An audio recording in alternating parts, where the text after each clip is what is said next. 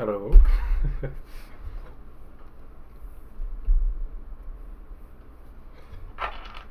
Anybody here in the chat?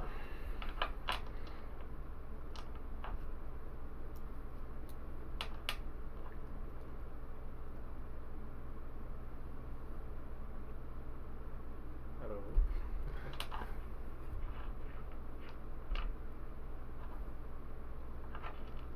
Anybody here in the chat?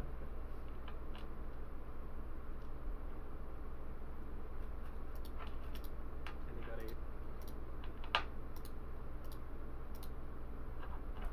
Hey, how's it going?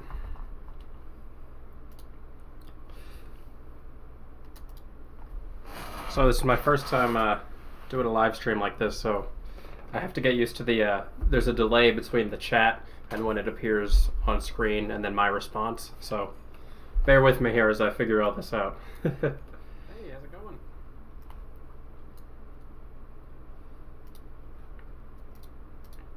So this is my first time doing a live stream like this, so I have to get used to the, there's a delay between the chat and when it appears on screen and then my response, so bear with me here as I figure all this out. Alright, so this is a Q&A, so if anyone's interested in asking a question, feel free. I have a few that people had asked me on my channel. So if everybody wants to ask a question or do whatever in the chat, feel free, and I'll just go ahead and start by reading a few of these. So AMJ asks, here's my question. Does MBTI cognitive functions have anything to do with mental illnesses, like narcissistic personality disorder and such?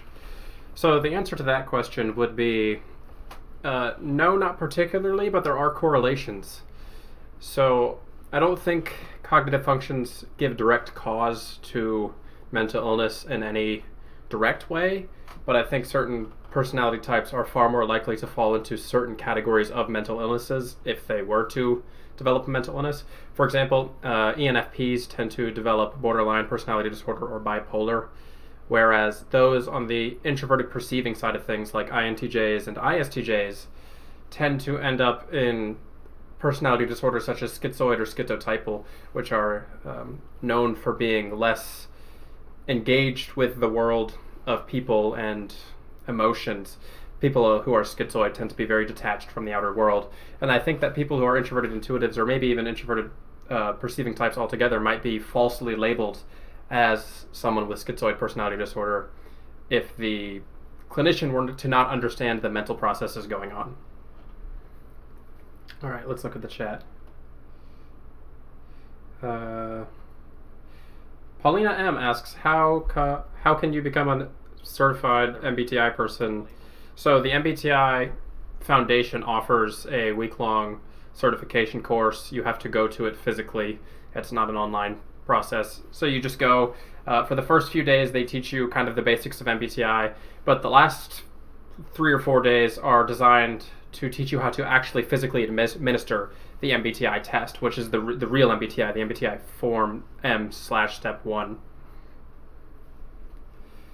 And then learning how to give the test and then interpret it and go over the results with a client is what the certification process is really about. It's not as in-depth as you might think, because a lot of people who use MBTI in business psychology or in corporations tend to use it for very basic differences in communication. For example, you can sit a team of people down and explain to them how thinkers and feelers are going to have problems in the workplace much more easily than you could sit them down and try to explain cognitive functions to them.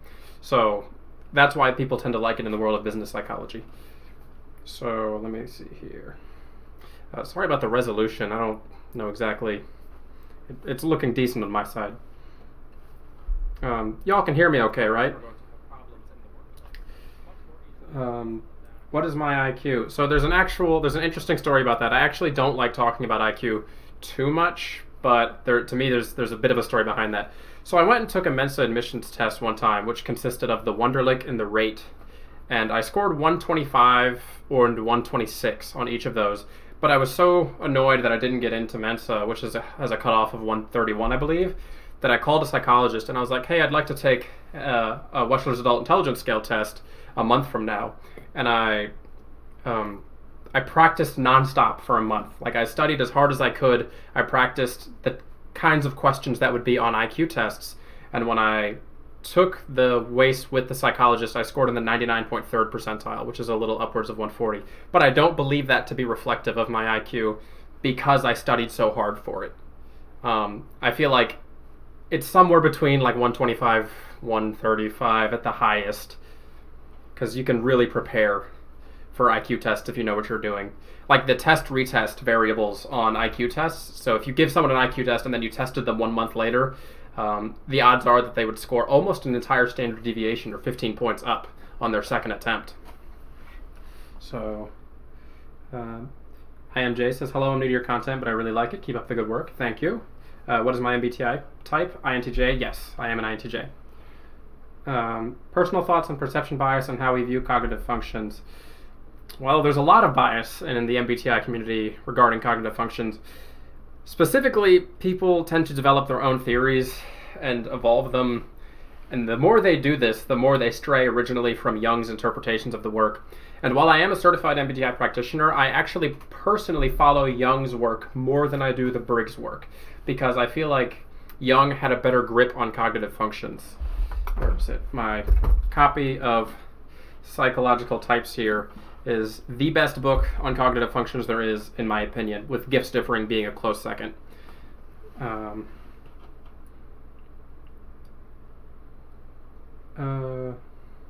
Great channel, thank you. Signs of high IQ. Signs of high IQ, it depends on the level of high IQ, because an individual who is just above 1 standard deviation but not above 2 standard deviations, so between 115 and 130, would be someone who performs very well in school. They're likely to get into a PhD program, or at the very least like a master's program if they were to apply themselves in school, and they're not likely to struggle as much compared to someone who's higher than 130. People who tend to be higher than 2 standard deviations on the IQ range struggle because of their social detachment from their peers. They tend to fall into pits of not being able to socialize and thus fail in the realm of socialization. This becomes specifically a problem when they reach the realm of 145 and plus. I have a video on this actually if you're interested more on that. How do you get out of a Nye-Phi loop? So Nye-Phi loops are kind of interesting because when Jung discussed introverted intuition, he described it as a perceiving function that has no attachment to morals if it is in the dominant slot. So kind of like this daydream kind of way of engaging with the world through the unconscious, where they're constantly perceiving mental imagery. But I think when one falls into a Nye-Phi loop, they accidentally attach their inner morals to their introverted intuition, and they get stuck in this state where they're perceiving images of the unconscious almost through the lens of introverted feeling, which has that personal bias attached to it. And to get out of that, you'd have to really, I don't know, that's hard. You kind of have to become aware of when you're falling into such a situation and take a step back. Maybe detach yourself a little bit from the emotional state that you're in. That's a difficult one. Because specifically because the Nye-Phi loop isn't technically like a thing in terms of Myers-Briggs, or even Jungian terms. How can you understand and appreciate the way other types go through their cognitive processing when they have functions that your type does not value? That's a really good question. So, it's easy for people to become overbearing with their own traits. This is specifically so in the extroverted, judging, dominant types, because they tend to have this very overt, almost authoritarian way of engaging with the world. But you'll notice that this is even more so. In my opinion, I see people struggle when they use dominant introverted judging functions, like introverted feeling and introverted thinking as the top function. These types tend to really have no value, or much less value, for the contributions of others if they differ excessively from them within. And to deal with that, you would have to,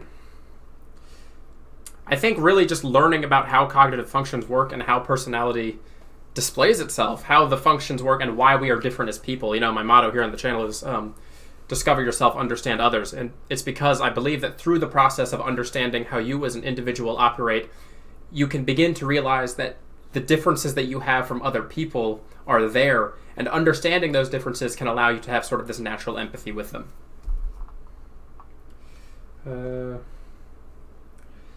How do you deal with the grip of repressed extroverted sensing as an INTJ/INFJ? I struggle with extroverted sensing. I have a video on this.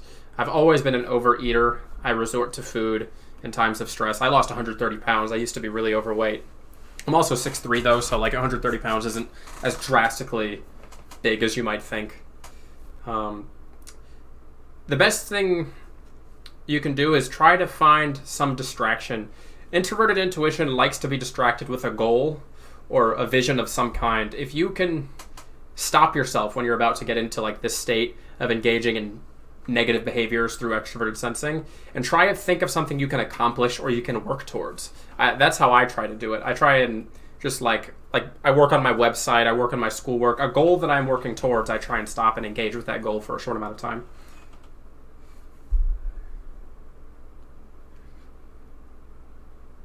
Do I think visual typing is an effective way to discover one's type? It depends on your type, in my opinion, because as a dominant introverted intuitive type, I tend to be very good at reading body language in other people. And when I type people through my typing service, almost all of the time, I'm asking them questions, and the answers to the questions aren't nearly as important to how they answer those questions, the body language they use alongside their responses. Because take, for example, a dominant introverted thinking type is going to respond differently to a question aimed at extroverted feeling dominant types. And if you watch their reaction to it, and if it kind of shows discomfort in that answer, you might be able to gauge whether or not they're engaging with it through that cognitive function. In a current knife, I live, it's personal to my life, not too sure. ZYLim YouTube in NERIS. What is that? Let me do a quick Google search. Maybe is that? I don't know. I'm actually unaware of what the NERIS personality assessment is. I'm sorry, I can't really answer that question because I just don't know much about that one. I'm sorry. What kind of tips can you offer to maximize introverted intuition? Are you an introverted intuitive type? Or like, is introverted intuition in your top 2 functions? Because I think INTJs and INFJs are going to be naturally very good at using their introverted intuition. The best thing you can do to maximize introverted intuition as an introverted intuitive dominant type is develop your auxiliary judging process. Because as Jung said in his book Psychological Types, if the dominant introverted perceiving type never learns to transform their vision into reality through a judging process, they become the most useless of men. They just stay stuck inside this internal world of imagery. And even for the introverted sensation type, they get lost in the inner and subjective nature and never learn to transform their inner insights into reality. So learning to use that auxiliary function in a healthy manner, I think, is the best way to capitalize on your natural introverted intuition perceptions. There's so much chat. Thanks everyone for showing. I didn't expect this many people, in all honesty, for my first stream.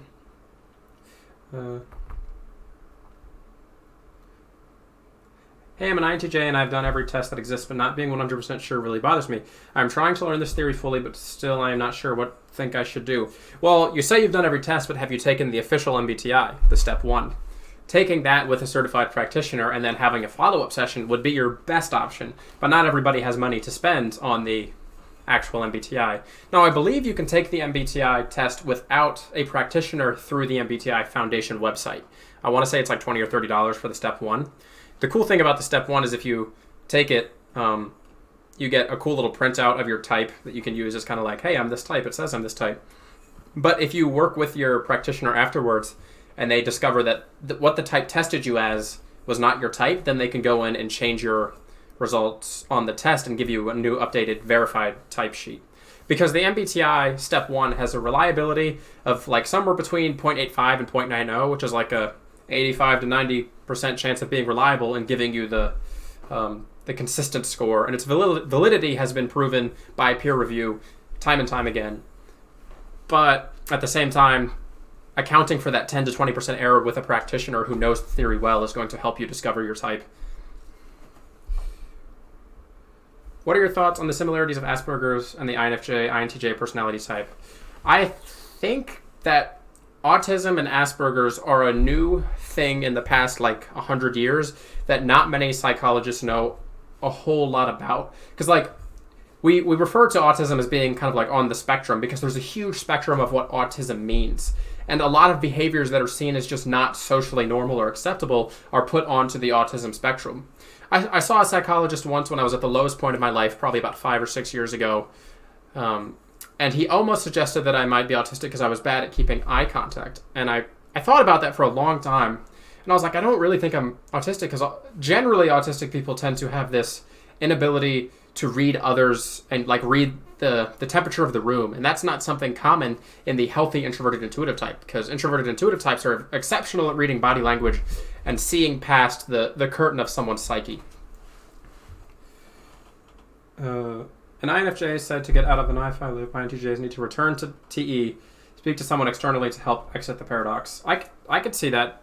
Yeah, as I said, if I get stuck in that kind of situation, I try and engage with something that is productive. I guess I do the same thing with extroverted sensing, repressed as well. But when I become problemed, that's not a word.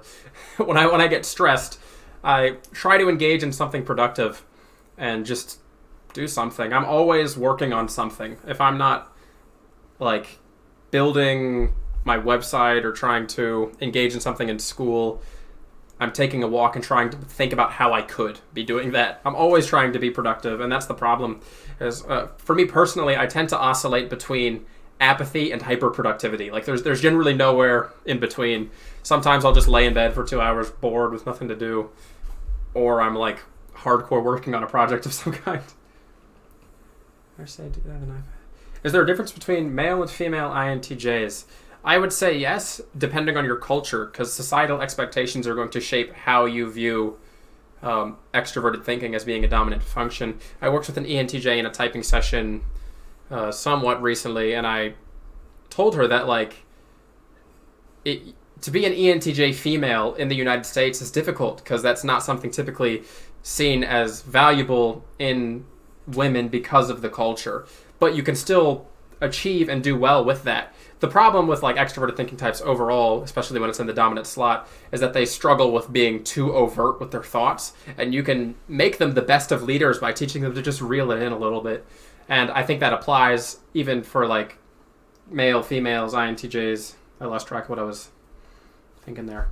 The male and female INTJ. Learning to just use your TE in a healthy manner. Oh, that notification noise scared me to death. I tried to disable that, but I don't know how to do it in the Streamlabs thing because it's annoying, but whatever. Thoughts on the Big Five? I like the Big Five for different reasons than I like the Myers-Briggs type indicator. So the Big Five is useful for looking at differences between populations.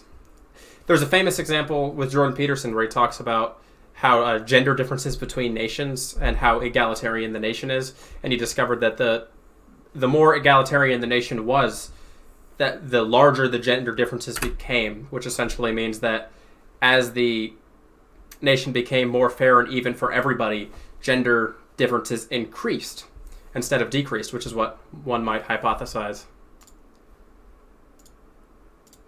Oh. Okay, give me just a second.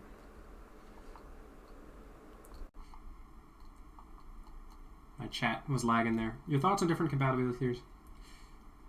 Socionics, CSJ, etc. Well, I don't follow socionics, and I want to make this very explicit.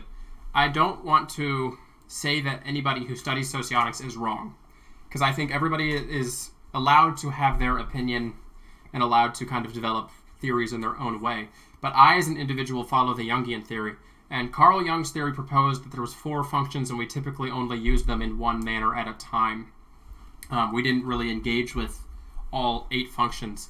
And Carl Jung, this is actually a really interesting thing that not many people know about. Carl Jung actually believed that the dominant function might be so overwhelming in the personality that the last 3 functions could all be in the opposite attitude. So, for example, if you are a dominant, introverted, intuitive, your secondary, tertiary, and repressed function could potentially be in the extroverted form. Now, I don't personally think this is the case, especially since I've worked with so many people of varying types, but I think that the tertiary function is a function that can have more variability in how it is expressed with type, and that, for example, an INTJ with tertiary introverted feeling might develop their feeling in a way that is somewhat reflective of the nature of extroverted feeling as well. I always call the tertiary function the variety function because of this.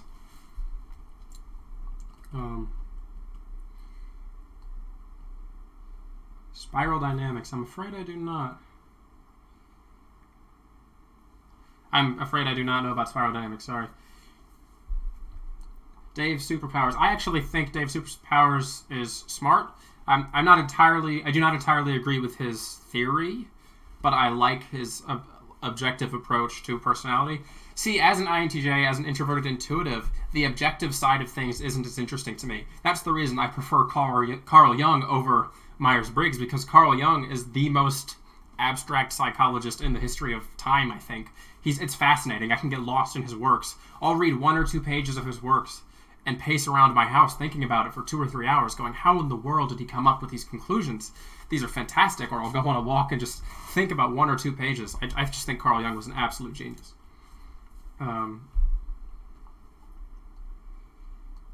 Interaction styles and temperaments. I think interaction styles and temperaments are important. I'm in a career development class right now, as I'm in the last semester of my bachelor's degree, and they're teaching us about the Kersey temperament system, and I was like, oh, I know about this.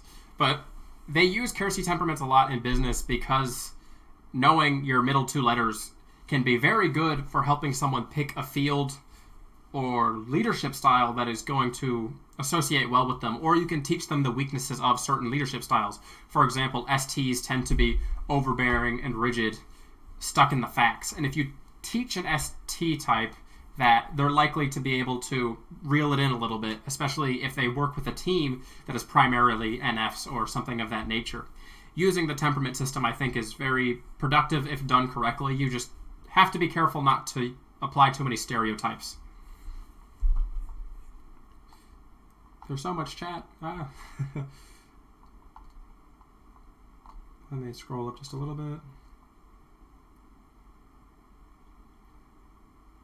Kevin Energy says, as an INTJ, I'm supposed to seek out a partner who is an ENFP. One of the reasons is their extrovert side will make me more outgoing and social. The thing is, I like being unsociable. I actually think that the ENFP partnership is almost one-sided for the ENFP.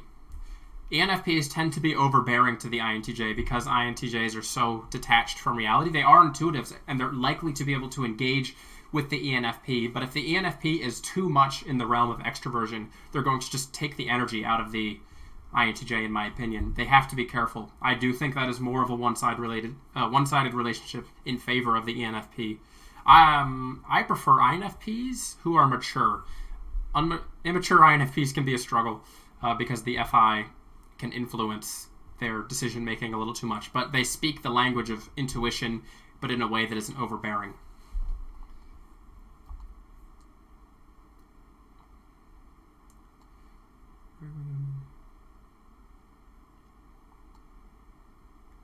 How can I differ TI from TE?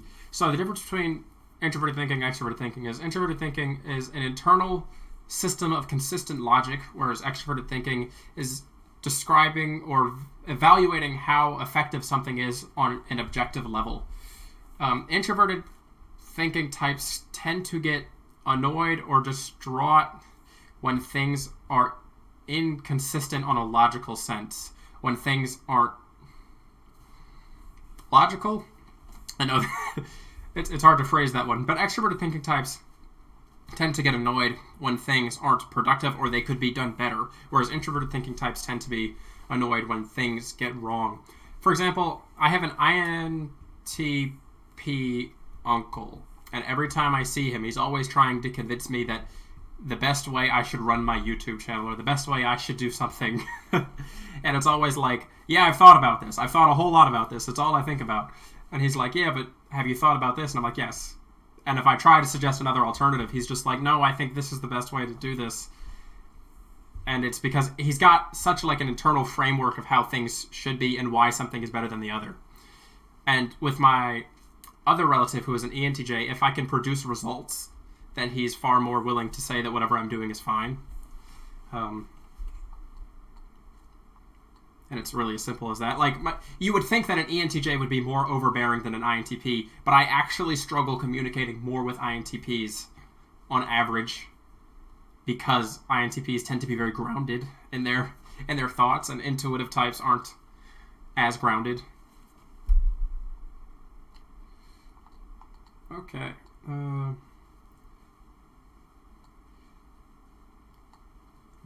There's so much chat. You should do some videos on the fashion industry. Is that where you work? I'm not in the fashion industry. If you're talking to me. Or you might be talking to someone else. I'm sorry. Is there an efficient way to learn MBTI as quickly as possible? I intend to use and apply it in my school project next year. Yes. The best way you can learn MBTI is buy the book Gifts Differing. It's a $10 book, like $10 or $15. It's the book on Myers-Briggs type indicator, written by Myers-Briggs herself. It will teach you everything you need to know and how she originally envisioned the theory as an evolution of Jung's original work. If you're going to do anything with MBTI, spend that $10 to $20 to get that book. Learn the theory.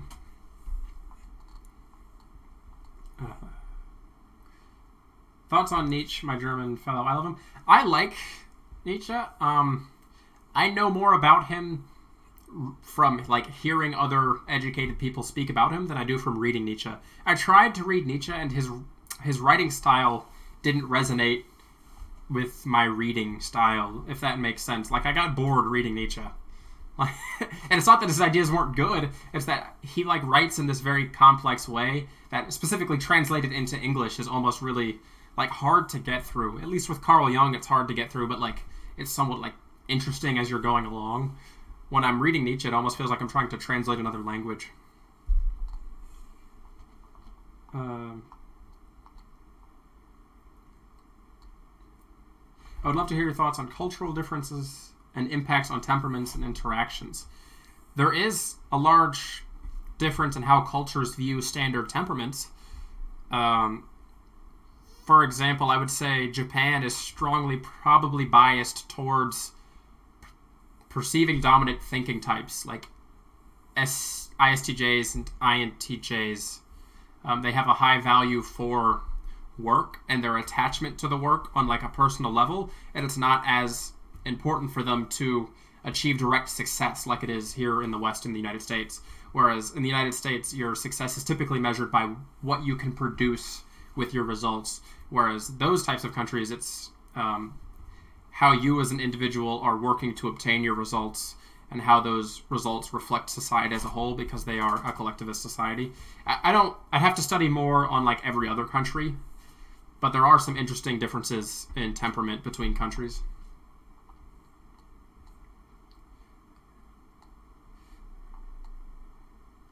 How can I not seem aloof, not caring, arrogant, but still set up my boundaries as a female INTJ?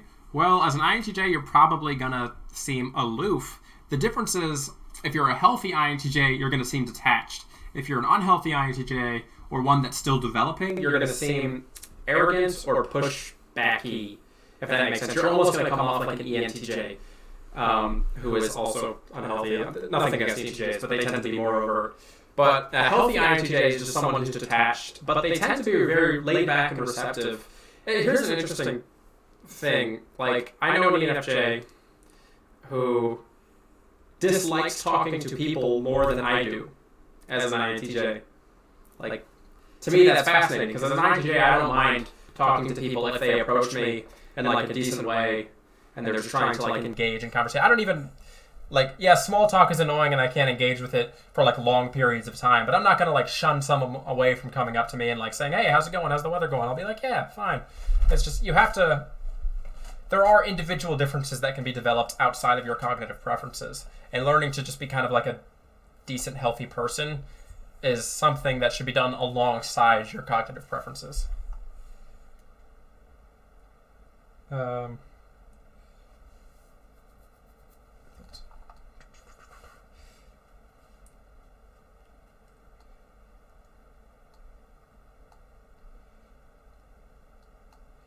would highly advise you connect with more INTPs. The TI is amazing and learning their thoughts. No, yeah. I have one of my closest friends of all time is in INTP, probably like one of my top 3 friends. The struggle is our thinking is like almost competitive with each other. And that's why I get along better with my INFP, I think. Because when an INTJ and an INTP both have strong thoughts on something, they're going to clash because the thinking function likes to win, essentially. INTPs love to be right. And you'll notice this if you really get to know an INTP, because they almost love to display their intelligence. They tend to like being associated with their ability to do things. Like I had my INTP friend, we used to do practice IQ tests together a long times ago, and he would love to like do them next to me and kind of like see who could do them first, and I hated that. As a secondary thinking type, I'm not trying to like show off, not even show off, but I'm not trying to present my intelligence in that way, and I almost get nervous when someone puts me on the spot in terms of intelligence in that manner, because I don't really see myself as like hyper intelligent or like an academic. As an introverted intuitive type, I see myself as more of like a daydreamer, someone who's kind of lost in the unconscious and the world of images, and it's hard for me to like reconcile those two things sometimes. I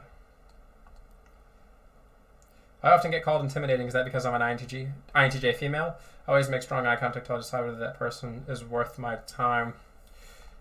That could be, yeah. Again, it goes back to like the cultural thing where overbearing / overt females are far less common, and they tend to be viewed almost downly upon by a decent amount of society here in the West. And it's a lot easier for a woman to come off as intimidating, even if she's acting like what a lot of men would be considered acting as normal. But I think it's completely normal, especially these days, because it's not as bad as it used to be. You can be an executive female these days. You just have to learn to reel in when you're being direct and when you're being overtly critical, because they're two very different things. And if you can learn to be direct without being overtly critical, then you can really begin to shine as an extroverted thinking type. Do I believe JFK was an INTJ? I think. Don't most people type JFK as an ENTJ? I am not a history buff. It's my least favorite class. I don't know. Maybe it's because I'm an introverted intuitive type, but I just don't pay much attention to history unless I'm looking at a concept related to it. I don't know like any dates. So bad at history. Say echo is gone. Oh, I'm sorry. If there is an echo.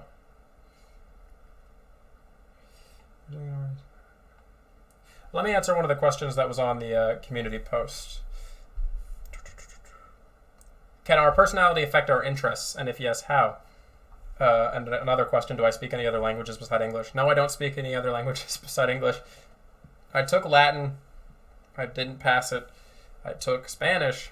Didn't pass it. That's because I was really lazy in high school. I got through high school with like straight D's. It wasn't until I found my passion that I really decided to pursue formal education and actually take interest in it. But can our personality affect our interests? And if yes, how? Yes, of course. I would say your interests tend to be guided by your temperament, and that goes back to someone earlier asking about how temperament can affect our lifestyle. Because like I and J, like your first and your last letter kind of more so impact like how you engage with the world, whether you're an extroverted judging type, introverted judging type, so on and so forth. But your temperament tends to be in what direction that mode of engaging is placed. And for example, NF types typically end up in fields that involve other people or helping in a progressive type of way, where SF people tend to end up in like caretaking, nursing type of industries. Well, both F types are going to end up in that type of position. Whereas, intuitive thinkers are going to end up in more abstract fields typically. It's all typically, because I don't believe you should apply any 100% rule to typing, because I believe the expression of energy, how one prefers to express energy is far more important than how that energy is expressed.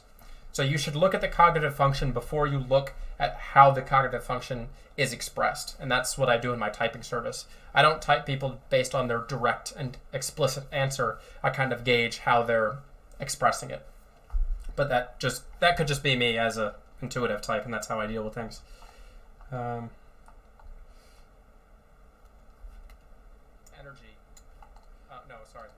How one prefers to express energy is far more important than how that energy is expressed. Do you think personality theories make people feel lonelier in the long run? No, I don't think so. If anything, I think personality theories can help people. Maybe with like introverted feeling types who have a strong sense of identity. I just don't think personality theories would make people feel lonelier. You know, what's interesting is the original logo for the MBTI Foundation was 4 hands coming together, and it was supposed to represent either the 4 preferences or the 4 temperaments coming together and uniting as one. And I think that's a good representation of why someone should study personality to, again, discover themselves and understand others. How do you improve your weaker function to SEFI? Well, in terms of Jungian view, FI wouldn't be considered weak. It would be considered more so ignored. So I think just being aware of what FI is and how it impacts your life is good. But SE, being antagonistic to dominant introverted intuition, would be repressed. And people don't exactly like to say this, but I don't think you should spend a lot of time focusing on your weak functions.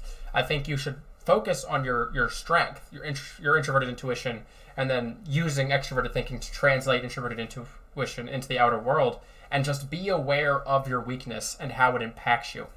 And learn that if you're falling into a grip-like state, you're falling into that extroverted sensing state, to take a step back, think about what you're doing, and realize how you can improve.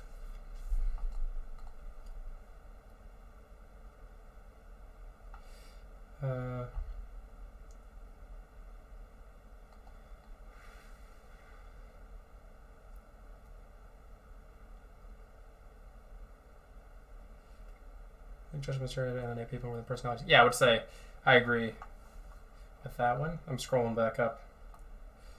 There's so much chat.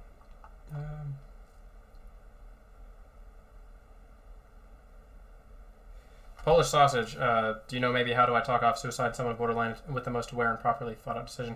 I can't give a professional opinion on that because I am not a licensed mental health practitioner.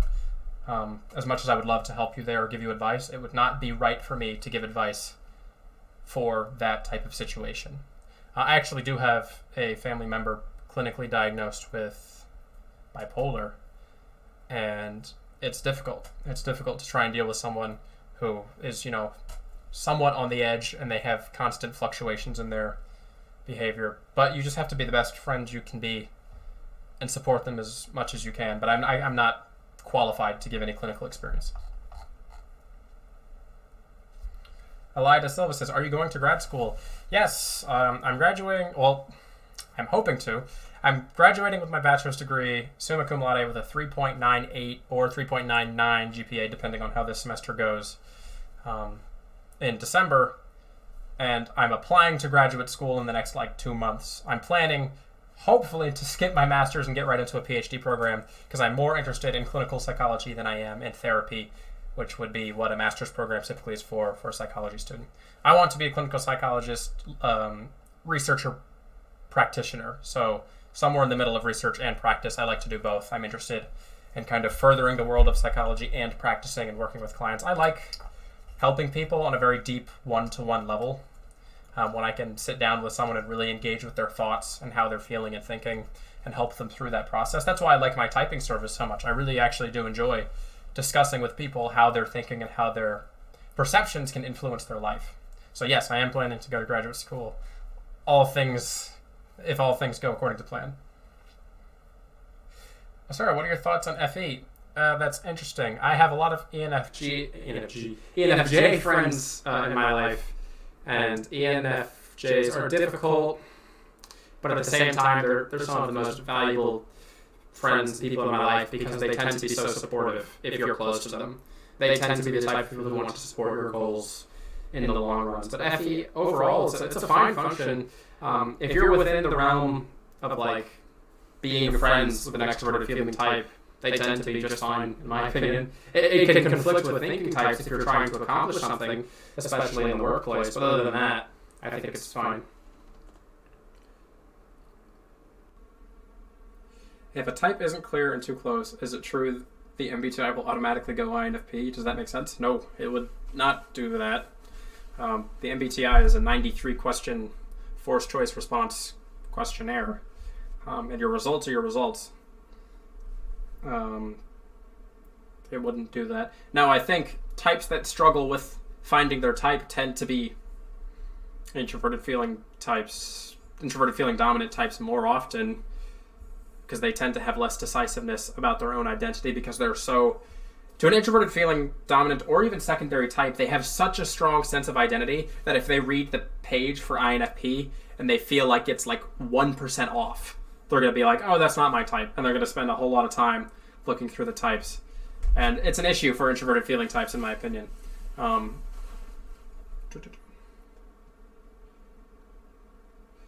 think are the the S tier cognitive functions. I don't think any cognitive function is better than the other. I think they just have different uses. For example, if you took me as an introverted intuitive and you asked me to play baseball, I'd be an idiot. And there's plenty of baseball players out there making tons more money than I'm ever going to make in my entire life. So you just have to learn to play to your strengths. Is there an echo? Here, hold on. I might be able to fix that. All right. S-tier cognitive functions. I don't think any cognitive functions better. I messed with my mic, so if that helped, let me know.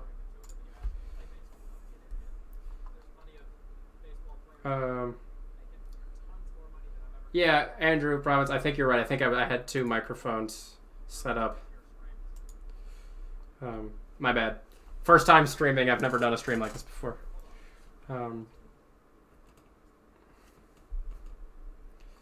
Polish sausages. I wouldn't advise thinking about anyone as a lost cause. Just, get them help if they need help. Do what you can. Let's see. Audio's good. No, perfect. All right. Thanks, everybody. Yes, I think I just had 2 mics set up in the mixer thing.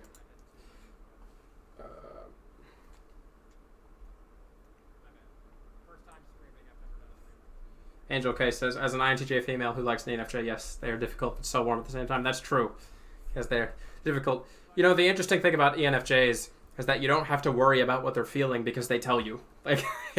So to an INTJ who prefers to deal with things in a direct manner, that's valuable because they are just going to be like, hey, I'm upset at you, or hey, I'm angry about this, or hey, this is making me sad.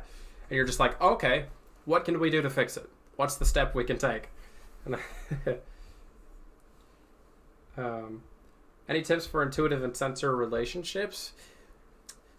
It's difficult because, as we know with the cognitive preferences, all of them except for intuition and sensing are 50-50 in the world. So introversion, extroversion 50-50, thinking, feeling 50-50, judging, perceiving 50-50.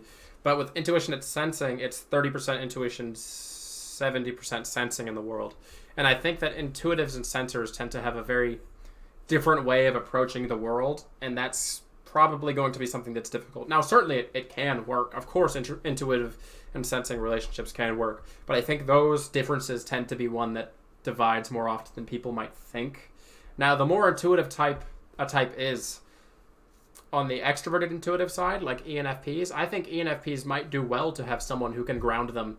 They might not communicate as naturally with that type of person, but because ENFPs and ENTPs tend to be so willing to go with the flow that they struggle keeping themselves grounded sometimes, and having a sensing type in their life, even if not on a relationship level but on a friendship level, could be something to help them put the anchor down and realize, hey, sometimes you gotta stick to your guns and stay with something. If AI could be trained to recognize type with machine learning, do you think it will be a useful technology? Yes and no. I actually had a discussion somewhat about this the other day, because a lot of the typologists here on YouTube use systems where they test for cognitive functions by asking specific questions, or they use a grid of some type. And as an NI dominant, I don't like that, because that's a very TI approach to approach something through the lens of categorically systemizing behavior and typology. And I think that, again, I said this a few minutes ago, that the how one prefers to express energy is more important than how that energy is expressed. And you can learn that there are subtle nuances in the expression of preferences and types. For example, with an INTP, especially if you're engaging with somebody in a one-time manner, INTPs can be very aggressive. They could come off as being almost like an ENTJ because they're aggressive with their thoughts. but there's very subtle nuance in how they express their thoughts, in my opinion. And you have to be able to know what these nuances are, and I think that's something that it theoretically could be mastered by some machine, but I think people tend to be better at noticing these nuances. Serious question. Do you think MBTI can be reconciled with astrology? What are your thoughts on people who do this? I have to be honest. I don't really place faith in astrology, at all. It's not really my type of thing. Now, I like to, you see something that's like, hey, I'm a Virgo, or hey, I'm a Cancer, and it shows some fun little quote, little thing. I understand why people like it on, a tribe level, because it allows you to identify with something that is close to you. But astrology overall has characteristics that are almost universal to the human psyche. So anybody of any astrological sign can fit in somewhat with their with what is said about them typically. But with MBTI, that isn't really the case, because MBTI differs drastically in its expression of what it's measuring, or in the measure of what it's expressing. So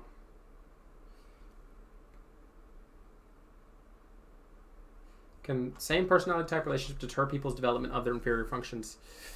Yes, but I think it could more so cause both of them to fall into states of misusing their dominant function without a check.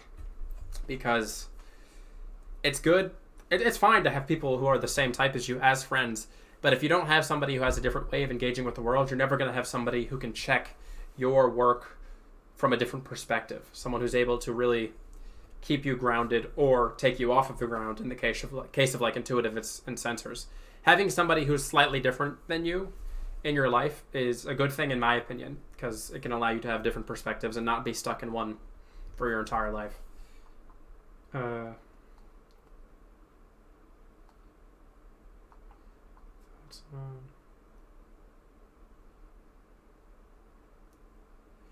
do you cope with significant others or any close friends dominant FI, INFP as an INTJ? My closest friend is an INFP or an NFP. He might be an ENFP, but if he's an ENFP, he's a really introverted ENFP. I like them if they're mature. I think I said this earlier in the stream. Introverted feeling has such large capabilities for being different. So you could look at 3 different INFPs and they could be drastically different people. And it's because of the identity association of introverted feeling. And it's, in my opinion, it's almost too broad of a question to say, how do you deal with an INFP? Well, how do you deal with 4 different people from 4 different cultures or 4 different ways of engaging with the world? It's different. You have to just kind of deal with them on an individual level, I would say. You have to know what they value as a person and kind of resonate with that. Do you think it's okay for intuitives to feel superior to sensing types? Absolutely not. No. I think sensing types have made great contributions to the world, and I think both types are drastically needed. If the world was only intuitives, nothing would ever get done on a large scale, and it's because intuitives love to live in the world of ideas. Now, maybe introverted intuitive types or ENTJs, and INTJs might get something done, but the dominant intuitive types wouldn't get nearly enough done if they didn't have any way to kind of work with sensing types who can deal with the real world in a more practical sense. Is the sensor versus intuitive dichotomy as simple as intuitives have a stronger preference for abstractions? Is that the main difference in determining if someone is one or the other? Yes and no, because it's to me, intuition isn't abstraction, it's connection to the unconscious. And that's how Jung viewed it as well. And the connection to the unconscious tends to be more abstract. But people who deal with intuition tend to be excited by ideas and associations and imagery. And knowing that compared to sensing types can help you determine. Sensing types don't like things that can't be proven or shown practically. And yes, that is less abstraction, but it doesn't mean they can't abstract. So there's a fun analogy that there's an interesting analogy that is used in Myers-Briggs to talk about intuition versus sensing and how they come to conclusions. So think of an upside down pyramid. So a pyramid where the base is at the top and the point is at the bottom. So intuitive types start at the top of the upside down pyramid. They start with the broad, the abstract, and they work their way down to details with time. Whereas the sensing types start at the bottom. They start with the pinpoint, the details, and they work their way up to abstractions given time. And that's an interesting thing. There's an exercise done when working with groups and MBTI where you test intuition and sensing. And you show them an image and you ask them to give you responses related to that image for like 30 seconds. And here's the interesting thing. Sensors and intuitives will give drastically different answers for the first 30 seconds or so. But if you get to the point of about a minute to 2 minutes, their answers will start to match the first half of the other category. So sensors will start to answer like intuitives if you give them enough time, whereas intuitives will start to answer like sensors if you give them enough time. And it's because what naturally comes first as a conclusion is the natural preference for that type.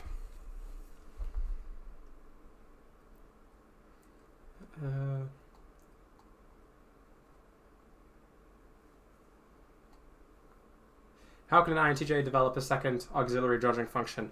Don't let yourself be lost in the internal world of fantasy for too long. Find a passion, because if you're an introverted intuitive dominant type, you're not going to do anything if you're not passionate about it.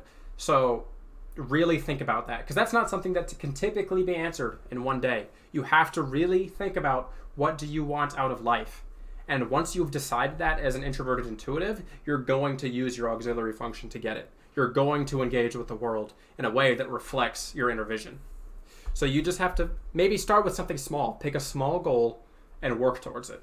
A small goal that you're actually passionate about. And you'll see how quickly you adapt to using your extroverted judging function. Would an INTJ ESFP friendship relationship work in general? So there'd be extroverted sensing, introverted feeling. It'd probably be fine as a friendship. It's unlikely to work as a relationship because extroverted sensing types tend to be so engaged in the physical world of sensation, and introverted intuitives are not. It would be possible, but potentially problematic, because the extroverted sensing type would want to do things that the INTJ would find largely uncomfortable, like being active for extended periods of time, engaging with physical sensations. INTJs like to look before they leap a lot. They really are look before they leap type of people, and extroverted sensing dominant types tend to just jump right off the cliff. Are personality types genetics? Because I'm an INTJ, my whole family's an extrovert, which makes me think why. I think there is a relationship to cognitive functions and genetics, because everyone on my mother's side, maybe not my mother. My mother passed away when I was young, so I didn't get to know her too well. I've been told, if I had to guess her type, she was 5 when I passed away, ENFJ would be, from what I've been told, she was an extroverted feeling dominant type. But everyone else on my mother's side is NT. Everyone is NT. But everyone on my father's side is SF. My father's an ESFJ. My oldest sister is an ESFP. It's just, I think there is some genetic connection, but it's not something that we can prove strictly. Do all INTJs like classical music and coffee? I actually don't really like classical music. If you want to know what music I do like, I like Starset, and they just released a new album today, and it's really good. I already bought it. And I'm going to see them live in a couple days. I like Starset a lot. But I do love coffee. And I drink these little V8 energy drink things.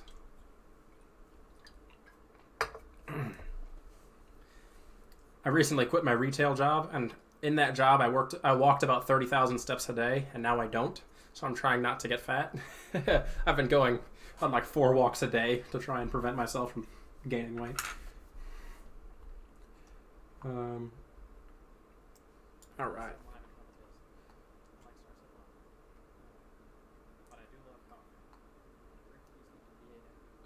Many yes. Very nice. All right, so it's 1 now, so we're probably going to go for about 1 more hour if people have questions left to ask. I've been going on like 4 walks a day to try and prevent myself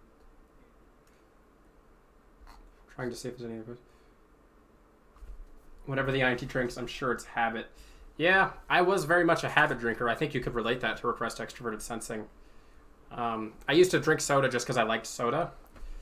Now, as a student of psychology, I also have thought about like Freudian's fixations, and I've always thought that maybe I had like an oral fixation because as a kid I used to chew on my shirt, and I always enjoyed eating.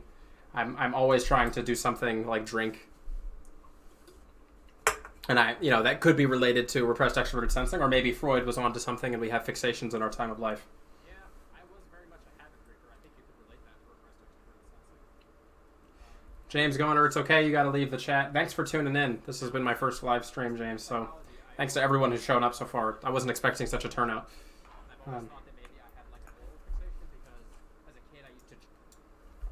How do you deal with STs, especially ICJs, not listening to ideas and abstract theories unless you have a book and a degree to support it? It's really difficult to have a conversation. Yes, STs love their proof. The proof is in the details, or the details are in the proof.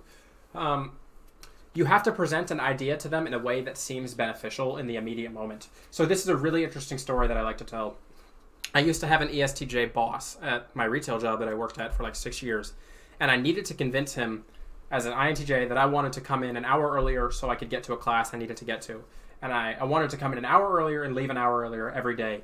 And I was pretty sure he wasn't going to let me do that because I was already coming in at 8 in the morning. So I would have had to come in at 7 in the morning and be before really the rush even began.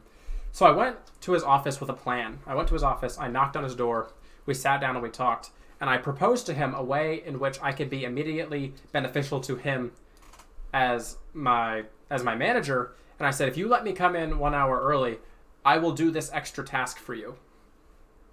I will do this thing that is not on my job code every single day if you let me come in 1 hour earlier. And he thought that was a fantastic idea because he wouldn't have even listened to the idea of me coming in earlier because it doesn't make sense because he needs the scheduling, he needs the strict reliability of his setup. But when I told him I was willing to do something outside of my job code, he was willing to agree with me to come to terms. We ended up shaking hands and I left the office coming in an hour earlier every day for the next 3 years.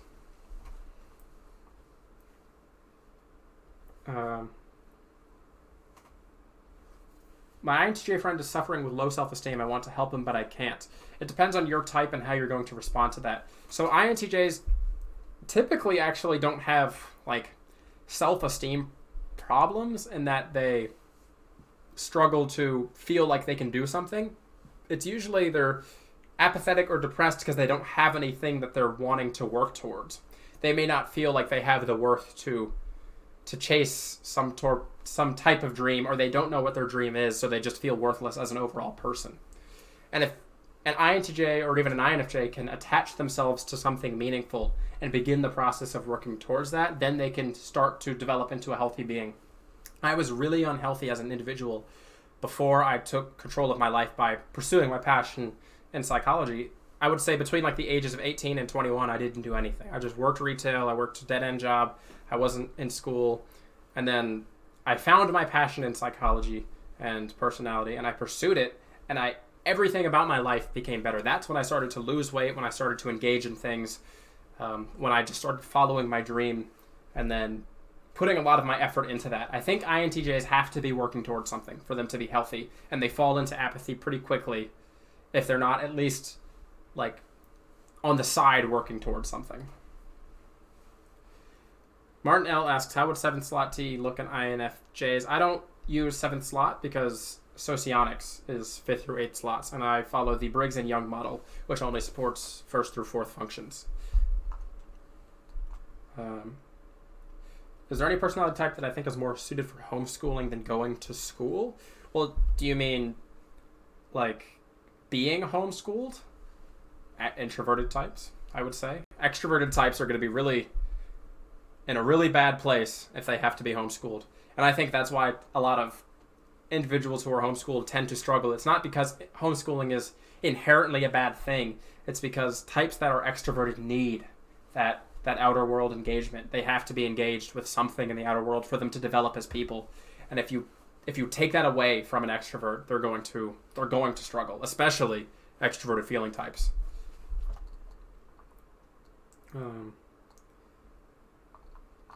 So I think going to the gym, lifting weights can help everyone's self-esteem. Yeah, I actually started going to the gym recently. I am not a muscly person in the slightest, but it feels good to just go to the gym and be active for a little bit. I'll throw on my headphones and just kind of detach. I was subscribed to your channel 2 years ago, and I was happy you came back with a new solid strategy for the channel. Love your work. Thank you, William White. I did start this channel like 2-3 years ago, and I really was just kind of doing videos every now and then for fun. And probably about 2 months ago, I changed into doing a real strategy. I actually quit my job to pursue this YouTube channel alongside my personality typing sessions, which, by the way, if you didn't know, you can check out my website. I do personality typing sessions, and they tend to be very productive. I've received almost nothing but positive feedback. I had one person who was like semi-unhappy, but he was an INTP, and he spent more of the time criticizing my theory, criticizing we didn't even get to finish the session. But almost everybody has had exceptionally good times with my typing session. Can default cognitive stacks change as we age, or is it possible to bounce between two types? In Jung's theory, no. Because Jung, again, he believed that the dominant function was so overwhelmingly powerful that it became our primary way of engaging with the world. Now, I think that your secondary and tertiary functions can kind of bounce back and forth, not in terms of slot, but in terms of development and when we tend to use them and how much that impacts our dominant function. But I think the dominant function, at least in the term of Jung's work, always stays the same and is always primary. But when we develop, we might fall into a state of maybe using our repressed function in a way that's not healthy and seeing ourselves through the lens of that repressed function, which can make us think we're a type that we're not.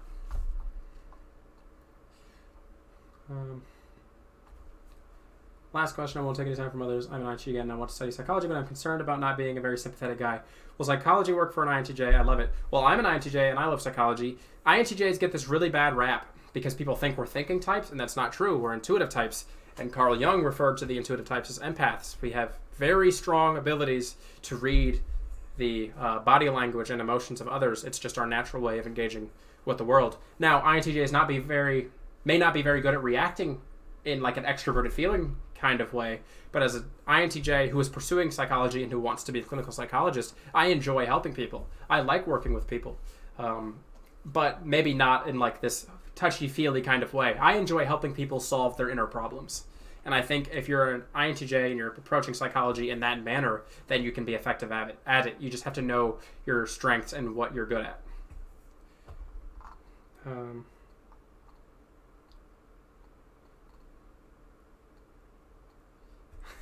Vanessa Miles asks, is it common for INFJs to overthink things? Yes. Of course. INTJs and INFJs are going to overthink a lot because they spend a lot of time daydreaming. They're the types who just think about something over and over again. Situations that aren't ever going to happen, they imagine in their head happening all the time. And they'll ponder over it. It's, as Jung called it, the sea of fruitless fantasies, because they're imagining all of these situations and scenarios that are never going to happen, and they're probably not likely to ever happen. And they're trying to kind of figure out in their head how they would deal with those types of situations as they go along. I think the INFJ is the type that's going to be a little more stressed with dealing with those internal images compared to the INTJ, because INTJs are natural problem solvers. They tend to be the types who say, I've imagined this issue, this is how I would fix it. And if it's not related to direct problem solving, if it's more of a people thing, the INTJ might struggle, whereas the INFJ is going to have a better solution for working with people compared to solving problems directly. Oh boy.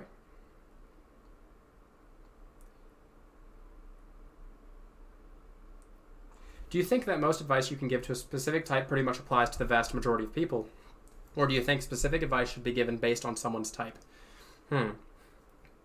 I definitely think there is specific type that should be given to certain types. Specific advice that should be given to certain types, because that's what's done when you do business and personal coaching with MBTI. You help someone realize their natural strengths and weaknesses and discuss what those specific weaknesses mean for them as an individual. You wouldn't coach an ENTJ and an INFP in the same way if you were engaging in business coaching. You would have to tell them or work with them to figure out how their strengths are being presented and maybe what areas they're not doing as well with. But the overall concept is the same, but the presentation of the differences needs to be known.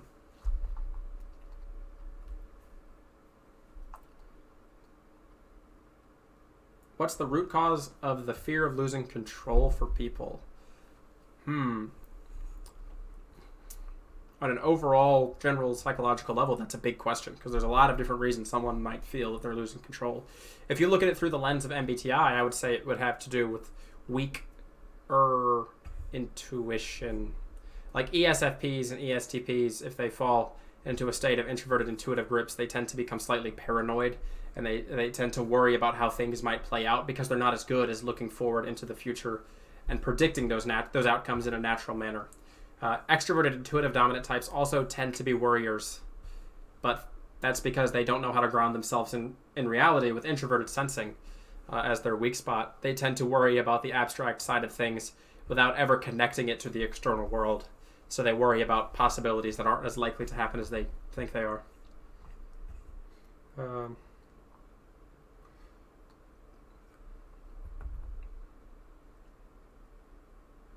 Art for INTJ, INFJ as INFJ with an imagination. Why is it I only seem to copy and realism? Is this the way of I say? So interesting that you ask this question, Martin L. So as an introverted intuitive type, Jung said that our way of engaging with the world was highly subjective, and because it was so highly subjective, it was extremely difficult to present to the outer world.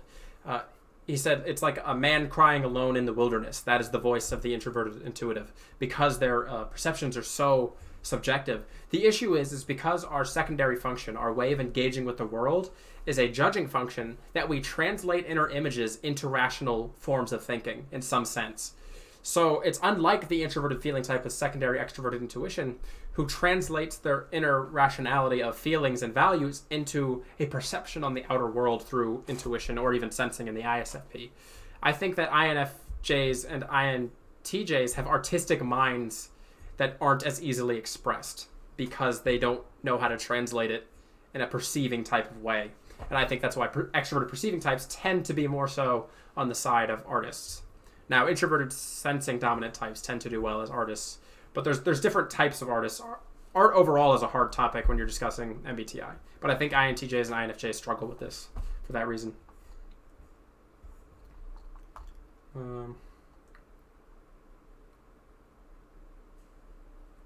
What are the evolutionary psychology behind archetypes? Your theory, for example, what are the INTJ evolutionary measures for something that is, in many cases, according to Jung, so useless?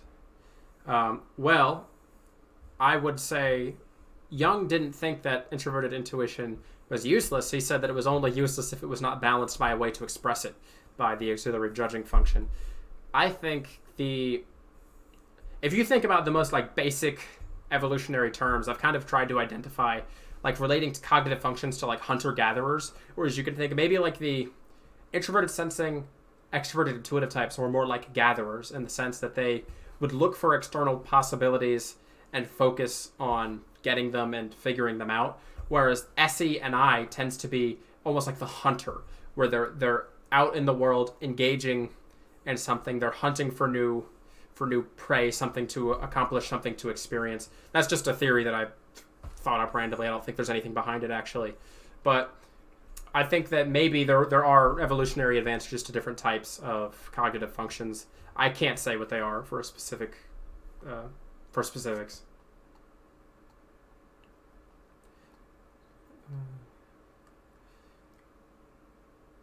Most people see us as heartless robots because we hide most emotions. Yes, I would say that INTJs get a really bad rap for being thinking types, but they are far less critical than people tend to think. Unless they're in their teenage years and they're still developing their extroverted thinking, because then they're practicing being critical and using their thinking function. But once an INTJ hits that healthy development stage, typically early 20s, maybe early 30s if they're late to the party, they tend to be very laid back and relaxed people as dominant perceiving types.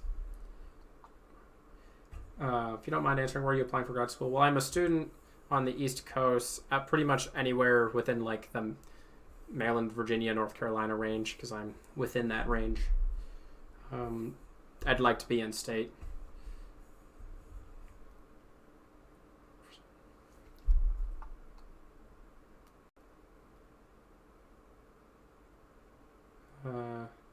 Thoughts on NITE differences to NIFE, INTJ, INFJ, and how secondary functions affect dominant ones. Your secondary function as an introverted dominant perceiving type tends to influence the direction and focus of your dominant introverted perceiving function. So introverted intuitives with feeling as their secondary function tend to perceive through the lens of introverted intuition in a way that is directed towards people and harmony. Whereas for the INTJ, they tend to perceive in ways that involve accomplishing or achieving through that lens of extroverted thinking. But introverted intuition is the dominant function and takes precedent over the secondary function. Oh my goodness, there's so many. Do you think balance describes ENTPs? Why? No, I would. Balance is certainly not a word that I would probably use with ENTPs. ENTPs tend to be sporadic in that type of nature. They tend to be willing to go with the flow.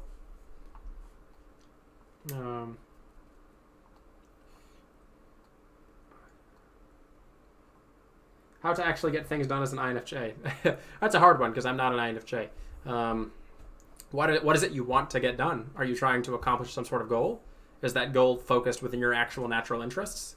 Are you engaging in a goal that is going to fulfill you as an individual? Because as a dominant introverted intuitive, if you're not engaging with something that's going to fill you as an individual, then it's not worth your time. Drop it.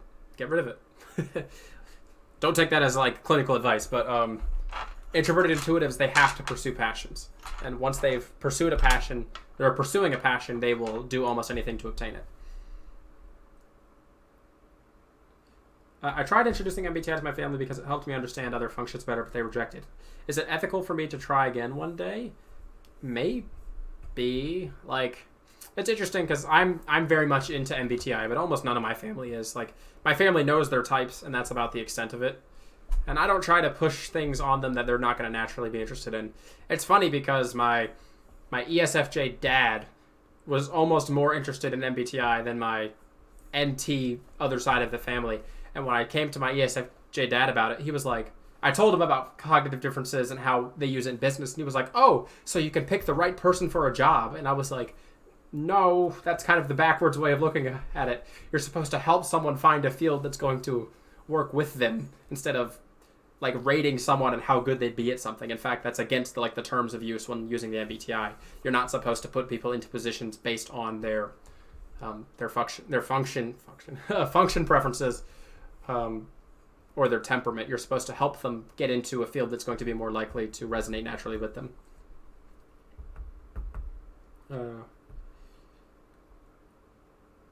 What is the best advice you would give to an INTJ if you're a young INTJ? Well, I'm still relatively young.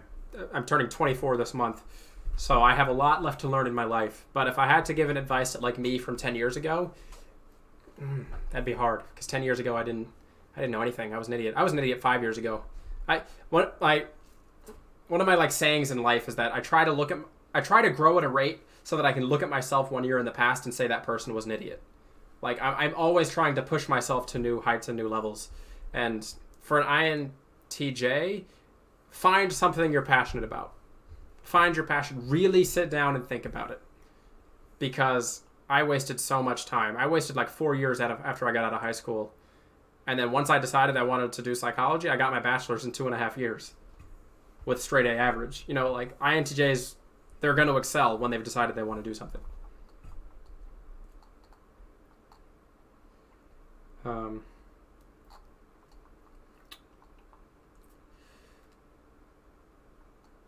Why can ESFJs seem like high say users sometimes? Because extroverted feeling in the dominant slot is going to present itself as immediately engaging in the world.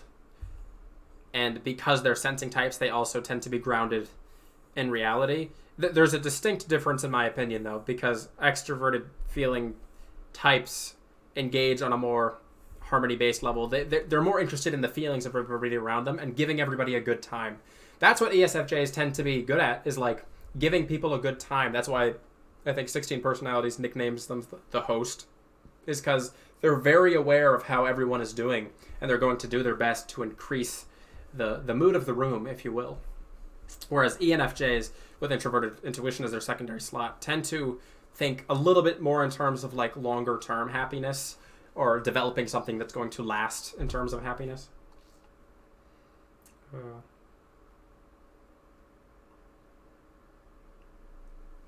Do you think that such a thing as identity exists? Because I don't feel like it exists. It is just something other people put you in, or yourself put it up because you want to be that identity. Well, I think identity isn't something that you could like strictly define, but there are definitely things that humans identify themselves with. Like if you say that this is my identity, I'm this person, I don't think that's a good way of looking at it, because then you're putting yourself into a direct, unmovable box with no room for change. And this is one of the weakness areas of the dominant introverted feeling types, because they do tend to put themselves into an identity box where they're saying, I'm such a unique individual, I have such individual values that I'm not going to be moved in any way. And that is a weakness area with them. But when you can realize that your identity isn't this direct, like concrete part of yourself, when it's something more abstract that can be influenced and shaped as you grow, then you can really begin to grow as an individual. INFPs struggle, or ISFPs even struggle too, because they tend to relate to their identity as like now in the moment. And it's almost like they think they're never going to change in terms of identity. But the funny thing is they tend to be the ones that change more than everyone else when it comes to like who they are and what their interests are, because they adapt things that are important to them on a personal level, and they tend to ignore the outer world in terms of that.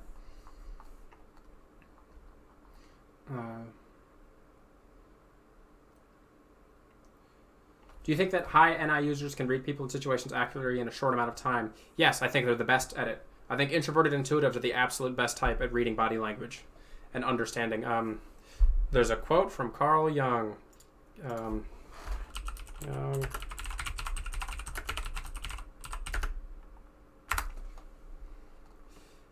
Let me find it. And it's a great example.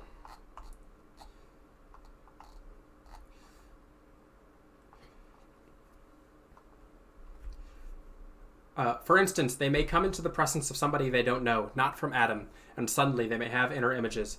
Now these inner images may give them a great deal of information about the psychology of that person they have just met. That is typical of cases that often happen. They suddenly know an important piece of biography of that person, and if they did not keep things to themselves, then they would tell the story. Introverted intuitives are great at reading people. Because introverted intuition is so subjective and irrational, they're not going to be very good at translating that to other people. That's the issue. Is introverted intuitives have this strong internal hunch, this internal sense of how another person is or what they're thinking or feeling, but they're not good at like telling other people that that's why they think that.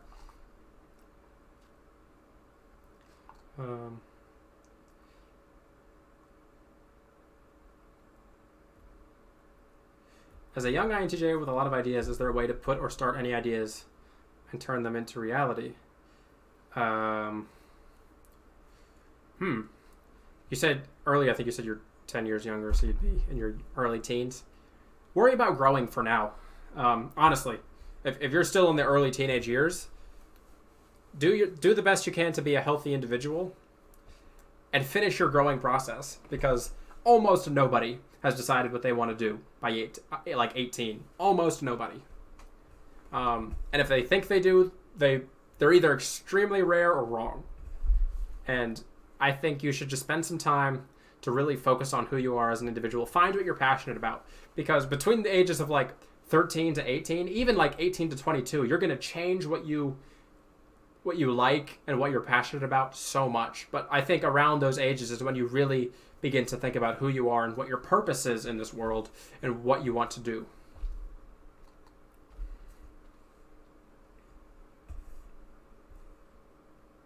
Is it typical to change relatively very often for INTPs? What do you mean change, polished sausage? As essential nihilism? Oh, I don't know. I know Peterson talks about it every now and then. I don't know. I don't have any strong opinions on it. I don't think nihilism is very useful overall, because people who are nihilistic just tend to be very detached and almost antagonistic to the world around them. You have to develop healthily. Do I have a Discord server? Yes, I do. Right now it's open to patrons, I do have a Patreon, by the way, if you do want to support me, and people who have done typing sessions with me, I've been considering opening up a free channel and then having it so people who have paid can go into a private channel. But I just launched that like 2 weeks ago, so I'm just in the very early stages of developing that. By the way, if you want to get typed by me, check out my website below. I would love to work with anybody who wants to work with me. I am a certified practitioner. The smartest man I know claims to have multiple personality disorder. Is this believable? Multiple personality disorder is definitely recognized as an official disorder. I remember learning about it in my abnormal psychology class. We watched a video on a lady, like a 2-hour video, I remember it very clearly, of a lady who had multiple personality disorder who went through traumas. She was abused as a child. Yeah, I think it's certainly believable. The mind is a very interesting thing, and if it's broken, especially in the developmental stages, it can lead to strong issues. Even if a person isn't physically switching or like biologically switching, like a switch, when they switch between personalities, people with multiple personality disorder tend to believe that they have a multiple personality to a point where it interrupts their life. So either way, it then becomes a clinical problem. If they believe they have multiple personalities on a level that drastic, then you have to treat it as if it is still a clinical problem and work with them anyway.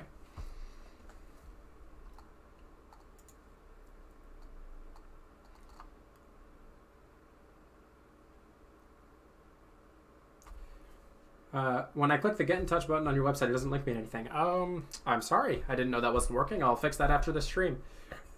You can reach me at AsuraPsych@gmail.com. There's an email on my YouTube page, like for business inquiries. You can reach me at AsuraPsych@gmail.com. No, I prefer it if you weren't just going to message me with like 1,000 questions, because that's not the purpose of my business email. If you're trying to get into contact with me to actually discuss something business related, then yes, you can reach me at that email. But I have a personal email as well that I do not share for personal inquiries. What are your thoughts? What are your thoughts on mistyping and how it can impact one's perceptions and development? So mistyping is interesting because people who mistype tend to attach themselves to the identity, and this is really an issue because if you've been mistyped and you've been identifying as another type for like 2 or 3 years, it's going to be a big issue for you if you realize that you're not that type anymore, especially if you're someone who's been telling everyone that that's your type. And I think there's probably people out there, even in like the MBTI community, who are mistyped, who may not be that actual type, and maybe they're just too far in. I don't know. I can't think of anyone off the top of my head, but I'm sure it's a case out there. It becomes problematic because you become attached to that identity, and saying you're wrong or you've made a mistake is never easy. But I think the most healthy people, if they realize they're mistyped, should just admit they're wrong, because if they're always identifying with something that's not them, it's going to be bad. That's going to cause issues in their mind and their sense of identity. Andrew Province, we are really blessed to have experienced this. Thank you so much. Thank you so much for tuning in. I really appreciate it. We got about another 30 minutes. I'm going to stay till about 2 p.m. Eastern Standard Time. It's already been an hour and a half. Crazy. It feels like it's been like 10 minutes. Thanks for good advice. What YouTube channels do you like? Well, I watch a lot of YouTube channels.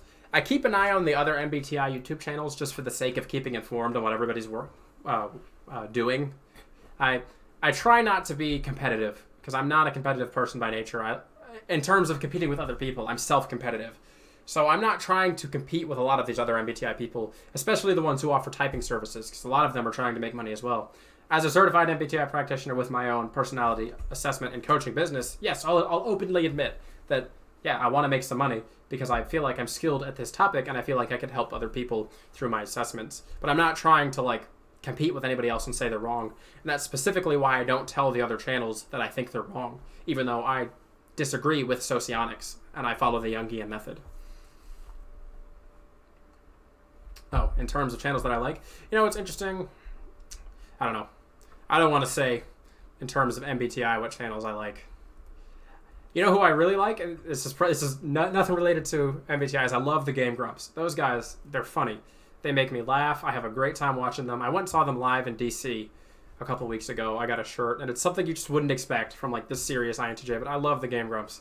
I've been a fan of Egoraptor since the Newgrounds days as a child. John Tron's a funny guy. I'm kind of a goof in my spare time. I enjoy lighthearted things, despite the fact that I'm also interested in abstract psychology. Do you always know what you want to be in the future? It's like when being asked the 5 years question, do I know the answer? These days, yes. When I was 18, no. But as soon as I decided what I wanted to do with my life, I made a plan immediately. Like, my plan 5 years from this day is to either be in the last year of my clinical psych program or be working, like starting my own firm or entering a postdoctoral program. Because I'm finishing my bachelor's in December. I'd like to enroll in graduate school and enter into graduate school by December of next year, because that's when the next graduate school cycle would start. So then 4 years from then, I would be getting ready to finish 4 or 5 years, probably 5. So I guess 5 or 6 years, yeah.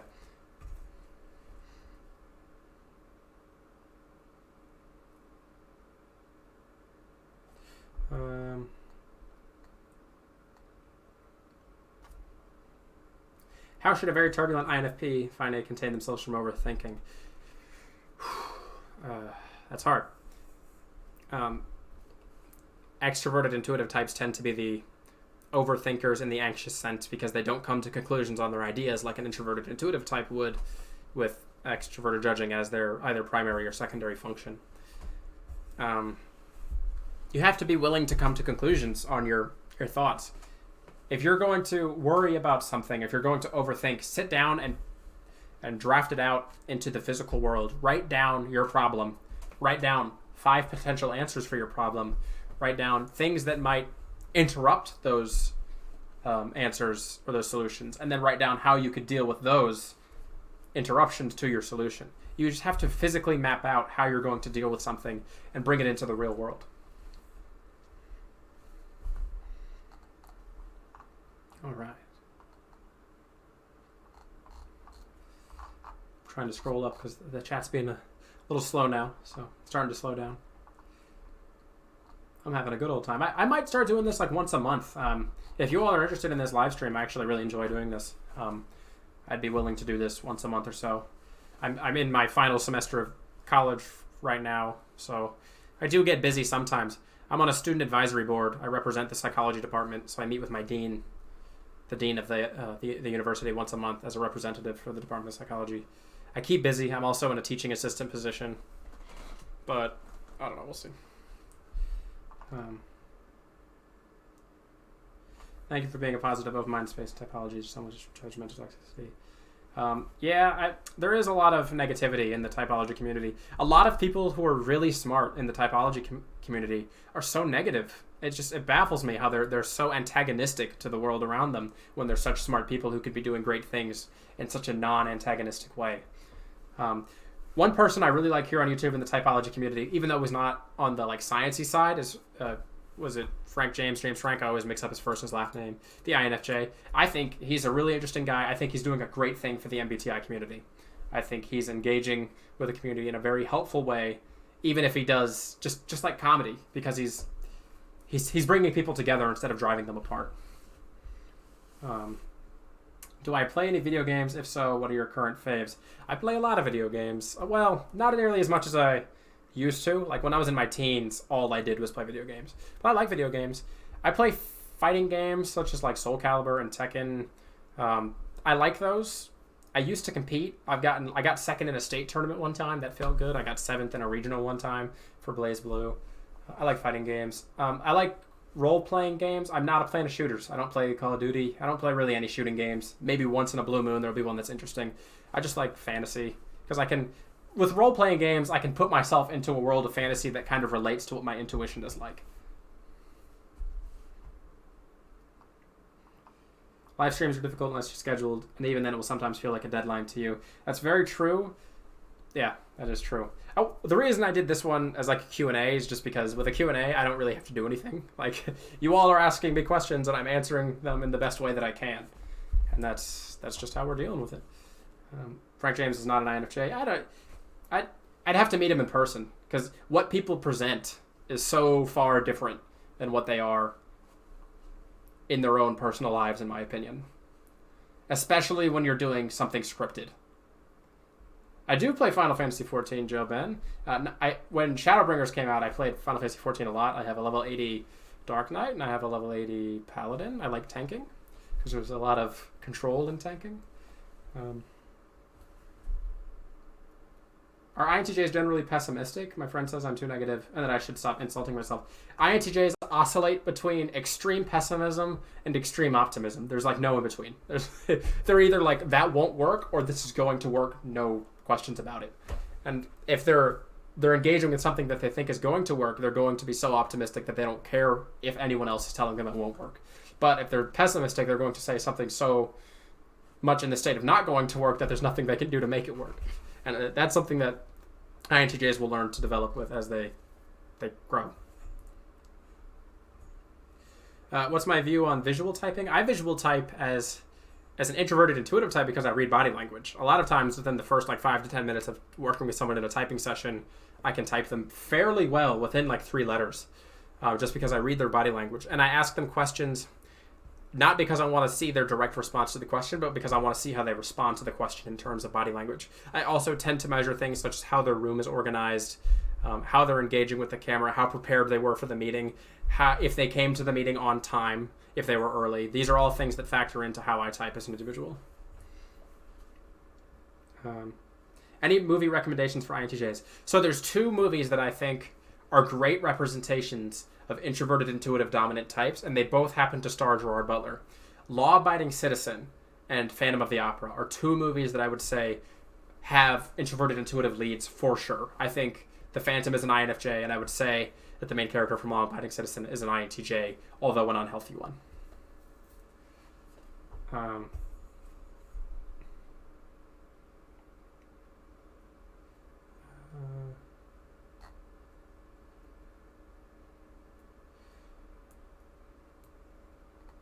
Yeah, Inception, yeah.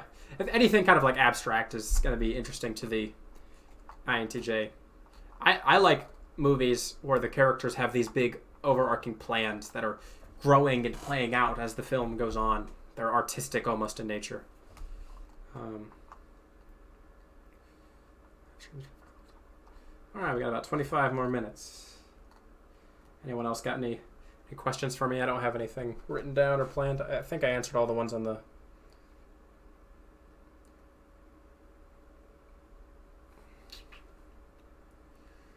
Yeah. I am so thirsty. Let me see if I got any water around here. I've been talking for an hour and a half. There's some water. Yeah. You got to see my face close up. Sorry. Man, I thought you all were going to be beaming me with difficult questions. I brought psychological types. I brought gifts differing. I got my MBTI manual behind me because I thought that was going to be relevant. All my other... So here's some fun stuff. Why not? They've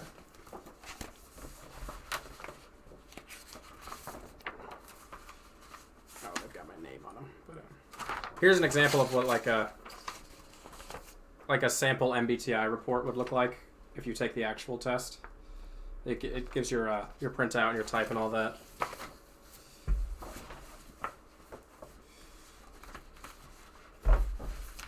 Whoop. And this is the written MBTI. It's a big old 93 question MBTI.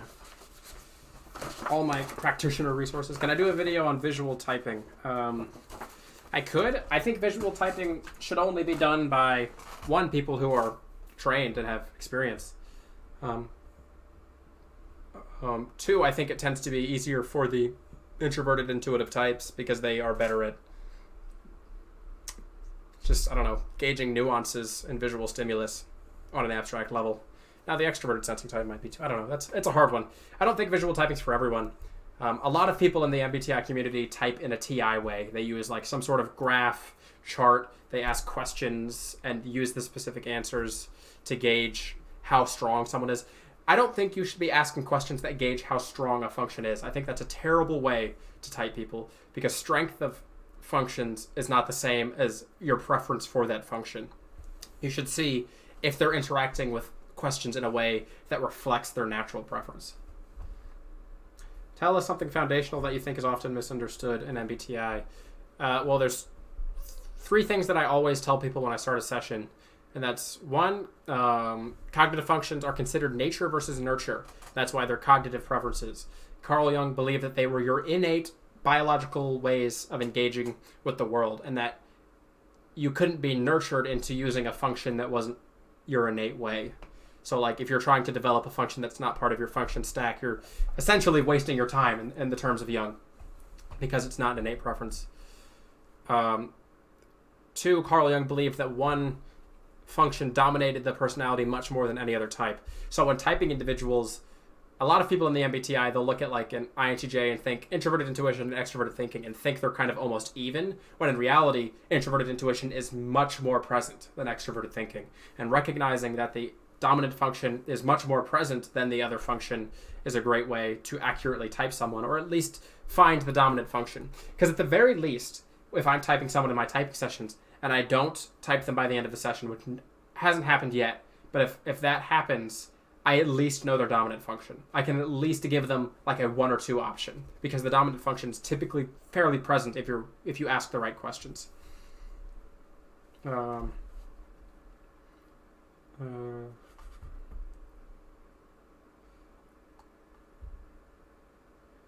Okay. Moby Gunmaster, here's a doozy. If you have a friend, are you more confident typing them, or are you more nervous due to a fear of reaction? It's laugh.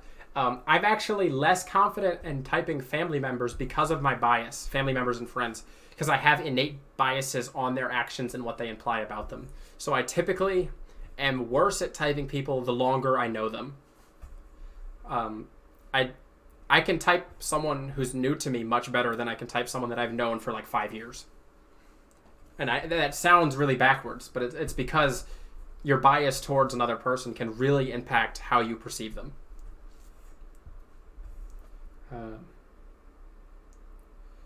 Do you think in pictures sometimes? I think in pictures almost all the time. It's interesting because, like, when you say think in pictures, it's not thinking, because to an introverted intuitive type, you're not engaging in the act of thinking. It's not a rational process. Introverted intuition is a subjective, irrational process where you are more so receiving insights and flashes of the unconscious through mental imagery. I experience mental imagery constantly, yes, as an introverted intuitive.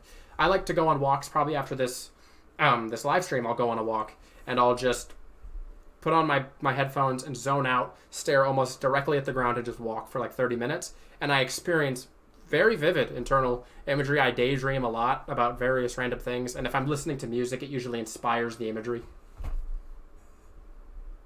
To elaborate, are you afraid of how your friend would react to their typing? No, not usually, because if I'm trying to type a friend, I'm usually honest in my assessment of them. For example, my INFP friend who thinks he's an ENFP, I don't think he's an ENFP, I think he's an INFP.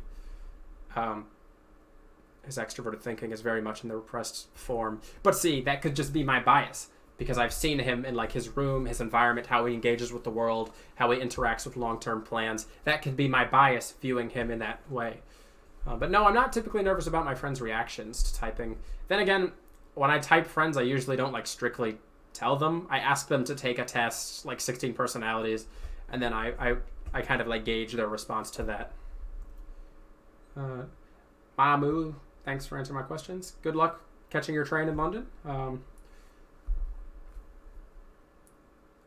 If you had a clone of yourself that was watching the stream, what question would you ask? Oh gosh, that is an interesting question. Like if I could ask myself any question.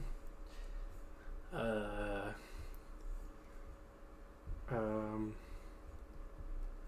have no idea. I honestly don't know what I would ask myself, because I'm me. I tend to know what I'm thinking. I'm sorry. I don't have a good answer for that one. That's creative. I'll admit that's a creative question, but I don't have a good.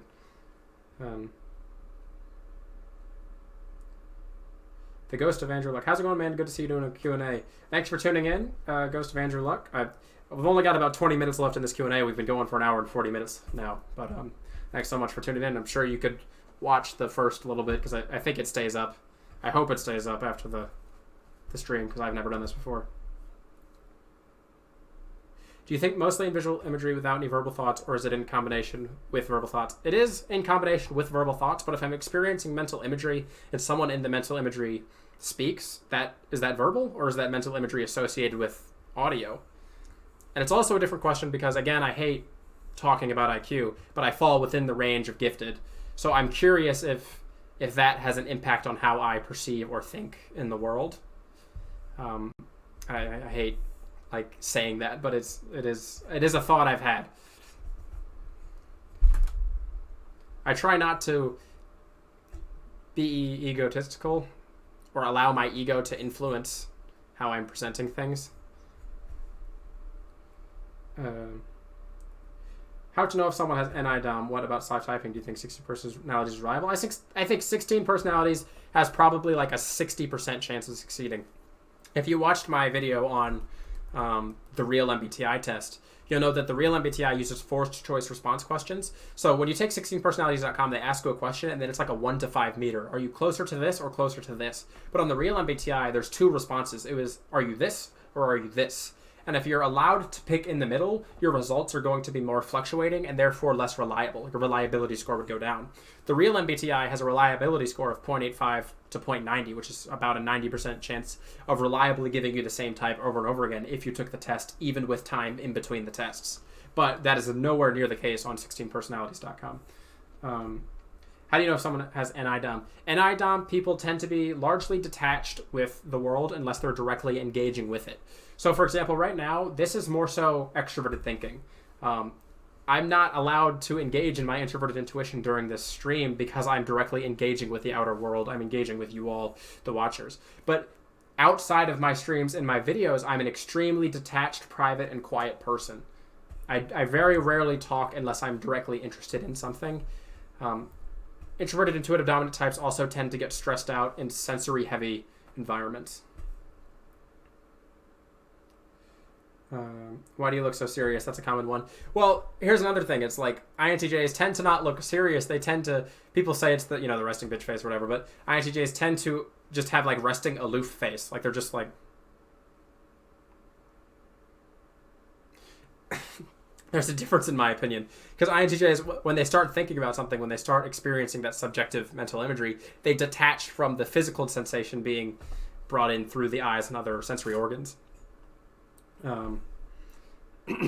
Where's my water? Do you think our type can affect the type of art we prefer? Yes, but I also have no knowledge of the different types of arts. I am not educated at all in like art and its variations.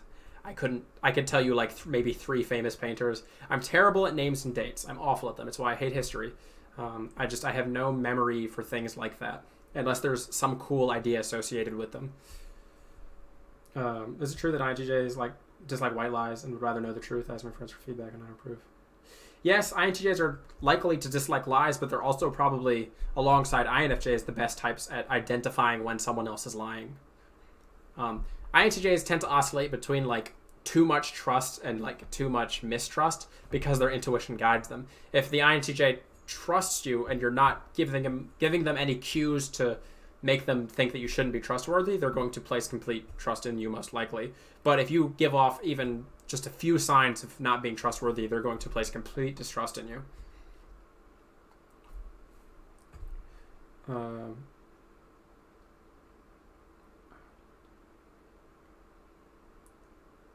How does one type someone whose shadow self has overshadowed their real personalities? How does one even understand such scenarios? So in Jungian terms, the shadow would be like the opposite type. No, it would be the type with the same functions in the reverse order.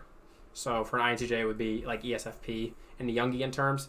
It even says in the introverted intuition chapter, an introverted intuitive type in the extroverted sensing grip represents an extroverted sensing type of the most primitive order.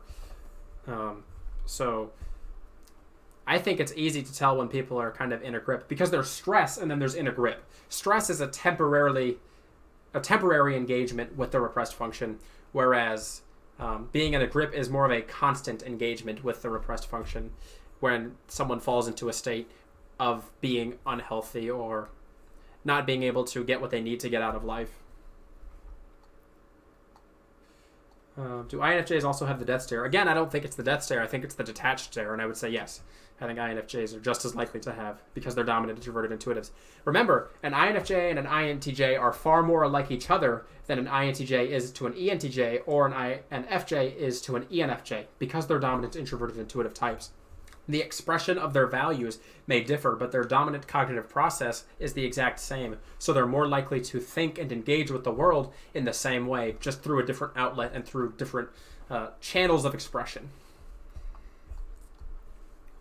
So if you answer the 16 personalities test in a forced choice way but not choosing any middle options, do you think it would be as accurate as the official MBTI? Not as accurate, but I've actually recommended people to do this before. If you're going to take the 16 personalities test, answer with all of your questions firmly on one side and firmly on the other, and really decide which one is you. I think your answers are going to be far more consistent if you do it like that. Do I sometimes think in patterns and then have trouble describing that? Yes. Introverted intuition, because of its subconscious nature, doesn't think in patterns. They perceive patterns. They recognize patterns. An introverted thinking type thinks patterns. They understand patterns through the process of logically dissecting them. Whereas an introverted intuitive type notices a pattern. Like they have that flash of insight that says, oh, that's what it is. And that's why they tend to do well on IQ tests. I think I've always said this, and I've said this in one of my earliest videos. I think the INTJ has a higher average IQ than the INTP because they have such strong abstract recognition. But INTPs have a potential for highest IQ. I would say that the smartest people in the history of the world tend to be introverted thinking types with extroverted intuition as the secondary function, because thinking, if manifested correctly with cognitive strength, is probably like the smartest function and the best at problem solving. Kane said, I heard you were a Mensa member. What do you do there? I am a Mensa member. I've done nothing with them. I got into Mensa to see if I could get into Mensa. That was about the extent of that.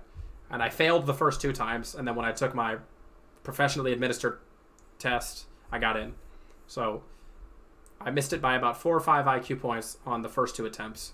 So I scored at 125 and 126, and then I scored high enough on my... I talked about that in the beginning of the video. But I don't place too much value on IQ unless... Because, the interesting thing about Stanford Binet when he originally devised the IQ test was it was so that he could gauge the weaknesses or gauge which students were falling behind in intelligence in France, I believe it was. I want to say because his last name's Binet. IQ tests were originally designed to find people who were falling behind, not people who were excelling. And that's why IQ tests, their validity and reliability tends to fall off drastically after like the 135, 140 point. Because the difference between a 140 IQ and a 150 IQ is like 2 questions. It really is. It's crazy how the little amount of questions can change the IQ score once you get into the drastic ranges of IQ.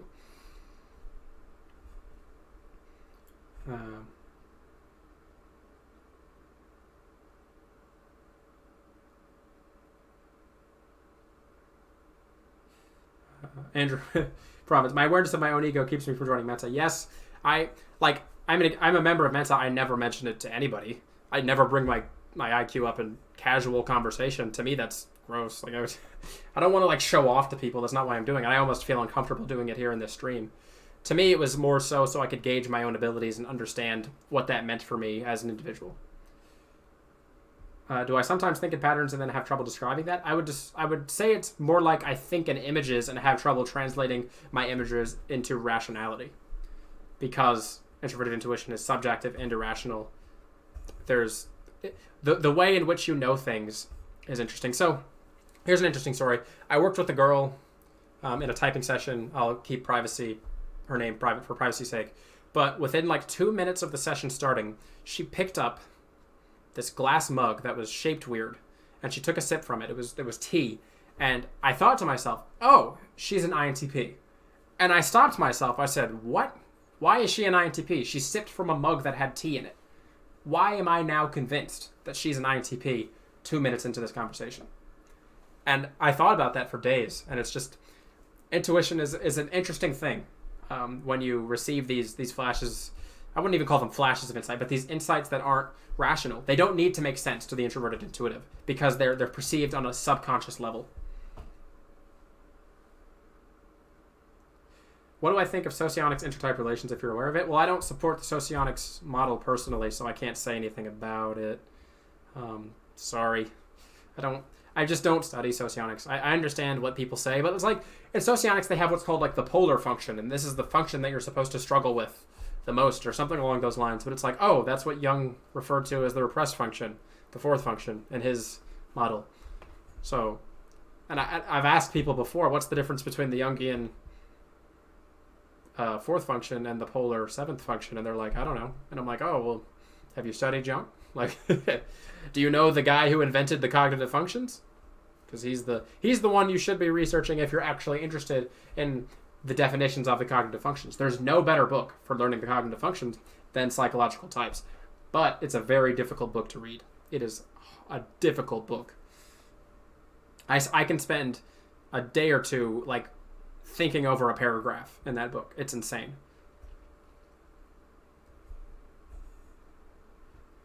Your opinion on the best way to determine your type if you're unsure? Well, take the actual MBTI and then work with a practitioner. That would be the absolute best way. I talked about this earlier. But again, not everybody has money to take the real MBTI test, which is usually $20, $30 on top of the testing fee that your practitioner is going to give you, and then the session fee, which is usually somewhere between like $75 to $200, depending on how experienced they are.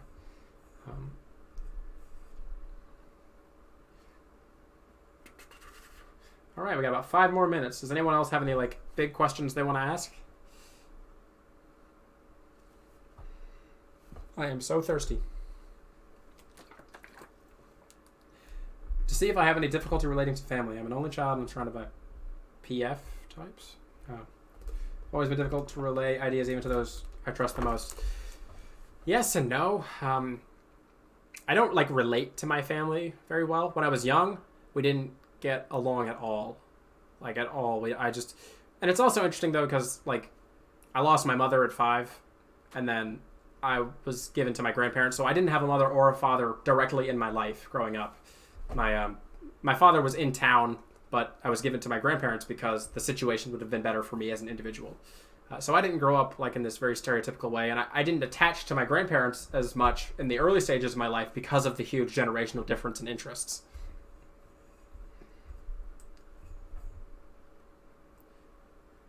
I'm not an only child. I have 2 sisters. I'm the youngest. One of my sisters is an ENFP and the other is an ESFP, I think. She's definitely an extroverted sensing dominant type. All right.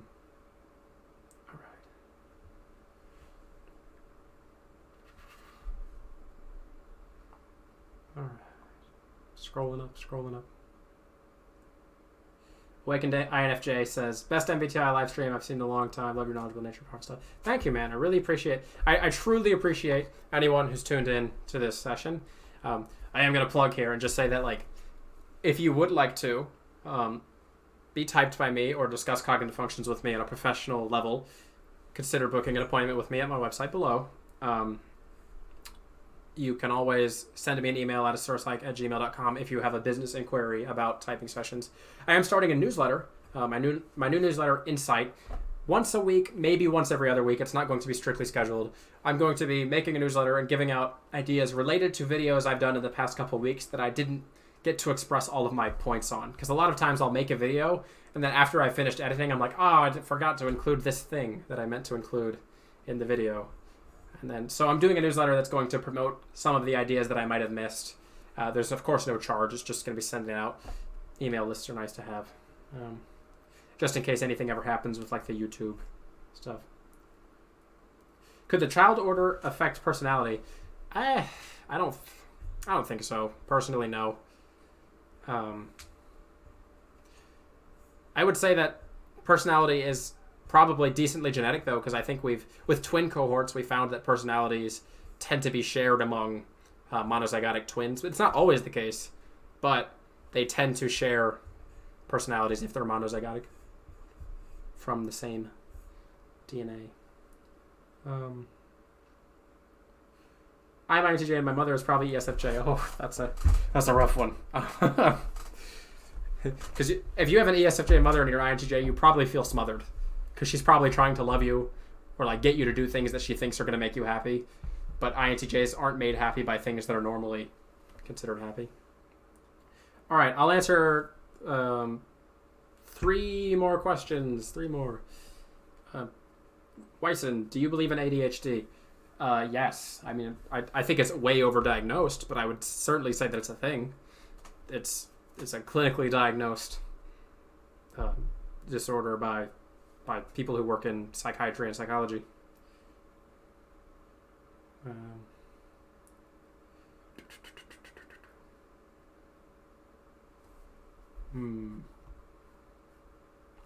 right, 2 more questions. Come on. Give me something good here.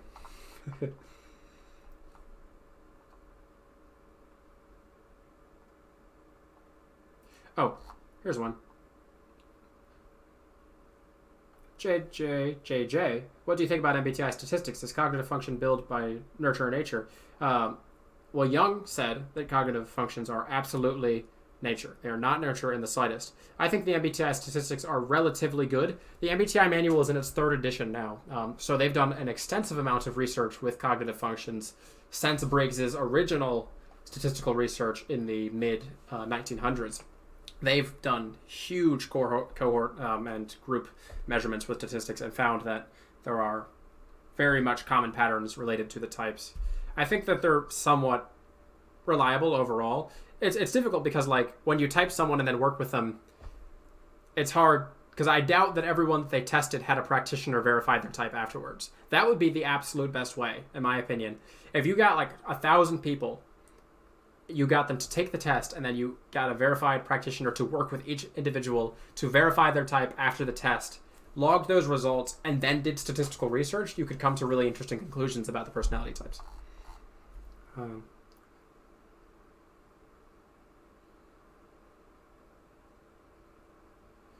How do I know that I'm a true NI among the sheer misinformation confusion that exists? That's an interesting question. I've always related to introverted intuition. I've always been a daydreamer. I don't consider myself a thinker, despite the fact that a lot of my family and friends say that I'm smart. I don't think. I perceive. I considered maybe INFJ for a while because I'm focused. I'm interested in helping people, but that's more so a skill that I've grown in the past couple of years, I think. But I don't think helping people is inherently an INFJ thing. I think it's more so introverted intuitives probably enjoy it overall. But I took my first MBTI test in high school. It was a step 1, an official MBTI. I scored INTJ, and I was the only one in the class who scored INTJ.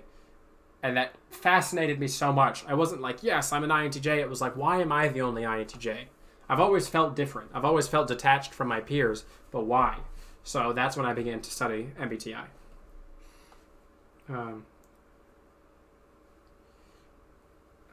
All right.